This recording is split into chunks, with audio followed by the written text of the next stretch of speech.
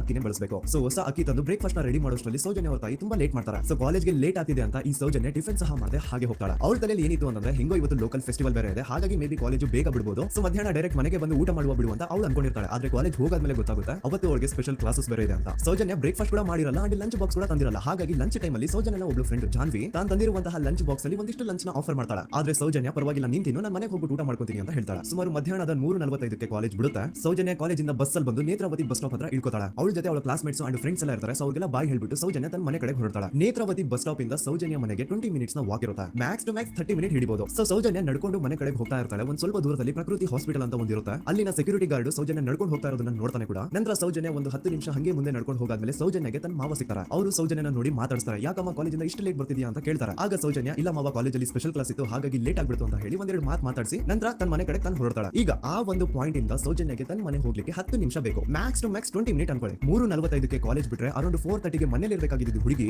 6:30 7 ಗಂಟೆ ಆಗಿದ್ರು ಮನೆಗೆ ಸೇರಿರಲ್ಲ. ಸೊ ಮನೇಲಿ ಸೌಜನ್ಯ ಅವ್ರ ತಾಯಿಗೆ ಟೆನ್ಷನ್ ಸ್ಟಾರ್ಟ್ ಆಗುತ್ತೆ. ಏನಪ್ಪ ಈ ಹುಡುಗಿ ಎಷ್ಟೊತ್ತಾದ್ರೂ ಇನ್ನು ಮನೆಗೆ ಬಂದಿಲ್ವಲ್ಲ ಅಂತ. ಸೊ ಅವ್ರೇನ್ ಮಾಡ್ತಾರೆ, ಸೌಜನ್ಯ ಅವ್ರ ತಂದೆ ಕಾಲ್ ಮಾಡ್ಬಿಟ್ಟು ಹಿಂಗೆ 3:30 4 ಗಂಟೆಗೆ ಕಾಲೇಜಿಂದ ಮನೆಗೆ ಬರ್ತಿದ್ದು ನಮ್ಮ ಹುಡುಗಿ ಇವತ್ತು 7 ಗಂಟೆ ಆದ್ರೂ ಇನ್ನು ಮನೆಗೆ ಬಂದಿಲ್ಲ, ನೀವು ಸ್ವಲ್ಪ ಬೇಗ ಮನೆಗೆ ಬಂದು ವಿಚಾರಿಸಿ ಅಂತ ಗಾಬರಿಲಿ ಹೇಳ್ತಾರೆ. ಸರಿ ಅಂತ ಸೌಜನ್ಯ ಅವ್ರ ತಂದೆ ಮನೆಗೆ ಬಂದ್ಬಿಟ್ಟು ಸೌಜನ್ಯನ ಫ್ರೆಂಡ್ಸ್ ಕ್ಲಾಸ್ಮೇಟ್ಸ್ ಯಾರ್ದೆಲ್ಲ ಅವ್ರ ಹತ್ರ ನಂಬರ್ ಇರುತ್ತೋ ಅವ್ರಿಗೆಲ್ಲ ಕಾಲ್ ಮಾಡ್ಬಿಟ್ಟು ಸೌಜನ್ಯ ಬಗ್ಗೆ ಕೇಳ್ತಾರೆ. ನಮ್ಮ ಹುಡುಗಿ ಏನಾದ್ರೂ ನಿಮ್ಮ ಮನೆಗೆ ಬಂದಿದ್ದಾಳಮ್ಮ ಅಂತ. ಆದ್ರೆ ಸೌಜನ್ಯನ ಫ್ರೆಂಡ್ಸ್ ಅಂಡ್ ಕ್ಲಾಸ್ಮೇಟ್ಸ್ ಎಲ್ಲ ಇಲ್ಲ ಅಂಕಲ್ ನಮ್ಮ ಮನೆಗಂತೂ ಸೌಜನ್ಯ ಏನು ಬಂದಿಲ್ಲ, ಅವ್ಳು ಬಸ್ ಸ್ಟಾಪ್ ಇಂದ ಸೀದಾ ನಿಮ್ಮ ಮನೆ ಕಡೆಗೆ ಹೊರಟಲ್ವಾ, ಯಾಕೆ ಇನ್ನೂ ಬಂದಿಲ್ವಾ ಅಂತ ಕೇಳ್ತಾರೆ. ಆಗ ಸೌಜನ್ಯ ಅವ್ರ ತಂದೆ ಇಲ್ಲಮ್ಮ ಬಂದಿಲ್ಲ, ಹಾಗಾಗಿನೇ ಕಾಲ್ ಮಾಡಿರೋದು ಅಂತ ಹೇಳಿ ಕಾಲ್ ಕಟ್ ಮಾಡ್ತಾರೆ. ದೆನ್ ಸೌಜನ್ಯ ಅವ್ರ ತಂದೆ ಸೌಜನ್ಯ ಅವ್ರ ಮಾವ ಕಾಲ್ ಮಾಡ್ತಾರೆ. ಅಳಿಯ ಎಲ್ಲಿದ್ಯಾ, ನನ್ನ ಮಗಳು ಇನ್ನು ಮನೆಗೆ ಬಂದಿಲ್ಲ, ನೀನೇನಾದ್ರೂ ಅವಳನ್ನ ನೋಡ್ದ ಅಂತ ಕೇಳ್ತಾರೆ. ಆ ಕಡೆಯಿಂದ ಅವರು ಸೌಜನ್ಯನ ಮಾವ ಹೇಳ್ತಾರೆ, ಹ್ಞೂ ನಾನು ನೋಡಿದೆ 4 ಕಾಲು ಹಾಗೆ ಆ ಹುಡುಗಿ ಕಾಲೇಜಿಂದ ಬರ್ಬೇಕಾದ್ರೆ ನನಗೆ ಕಾಣಿಸಿದ್ಲು, ನಾನು ಸ್ವಲ್ಪ ಮಾತಾಡಿದೆ ಅವಳ ಹತ್ರ, ಅದಾದ್ಮೇಲೆ ಅವಳು ಮನೆ ಕಡೆ ಹೋದ್ಲಲ್ಲ, ಯಾಕೆ ಇನ್ನೂ ಬಂದಿಲ್ವಾ ಅಂತ ಅವರೇ ಉಲ್ಟಾ ಕ್ವಶನ್ ಕೇಳ್ತಾರೆ. ಈ ಕಡೆ ಸೌಜನ್ಯ ಅವ್ರ ತಂದೆ ಇಲ್ಲ 7 ಗಂಟೆ ಆದ್ರೂ ಮಗು ಇನ್ನು ಮನೆಗೆ ಬಂದಿಲ್ಲ, ನಮ್ಗೆ ಯಾಕೋ ತುಂಬಾ ಗಾಬರಿ ಆಗ್ತಿದೆ, ನೀನೊಂದು ಕೆಲಸ ಮಾಡು ನಮ್ಮವ್ರನ್ನೆಲ್ಲ ಸೇರಿಸು ಎಲ್ಲರೂ ಸೇರಿ ಹುಡುಕುವ ಅವಳನ್ನ ಅಂತ ಸುಮಾರು ರಾತ್ರಿ 7 ಗಂಟೆಯಿಂದ ಹಿಡಿದು 11 ಗಂಟೆವರೆಗೂ ಸೌಜನ್ಯನ ಮನೆಯವರು ಅಂಡ್ ಊರಿನ ಜನ 200-300 ಜನ ಸೇರ್ಕೊಂಡು ಸೌಜನ್ಯನ ಹುಡುಕ್ತಾರೆ. ಆದ್ರೆ ಸೌಜನ್ಯನ ಒಂದು ಸುಳಿವು ಸಿಗಲ್ಲ. ಸೊ ಕೊನೆಗೆ ಸಹಾಯ ಕೇಳ್ತಾ ರಾತ್ರಿ 11 ಗಂಟೆ ಹಾಗೆ ಸೌಜನ್ಯನ ತಂದೆ ತಾಯಿ ಅಂಡ್ ಊರಿನ ಜನ ಎಲ್ಲ ಬೆಳ್ತಂಗಡಿ ಪೊಲೀಸ್ ಸ್ಟೇಷನ್ ಹತ್ರ ಹೋಗ್ತಾರೆ. ಅಲ್ಲಿ ಪೊಲೀಸ್ ಅವ್ರ ಹತ್ರ ಕಾಲೇಜ್ ಹೋಗಿದ್ ನಮ್ಮ ಹುಡುಗಿ ಇಷ್ಟೊತ್ತಾದ್ರೂ ಇನ್ನು ಮನೆಗೆ ಬಂದಿಲ್ಲ, ಎಷ್ಟು ಹುಡುಕಿದ್ರು ಸಿಗ್ತಾ ಇಲ್ಲ,